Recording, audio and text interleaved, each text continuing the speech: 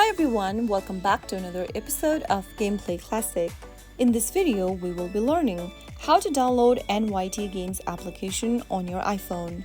To get started and download the NYT Games, first of all, make sure that your device is connected to a stable internet.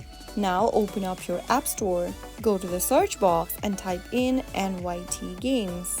Look for this NYT Games Word Games and Sudoku application and tap on the install or the get button to start downloading the app on your iPhone. Wait for the application to install, which will take a couple of minutes, and once it is done, you will be able to see the open button, which you should press on in order to open up the NYT Games application. You can go ahead and play the game without an account by clicking on Play without an account, or if you already have an account, click on Login, or create a new account by clicking on Create Free Account option and follow the prompts.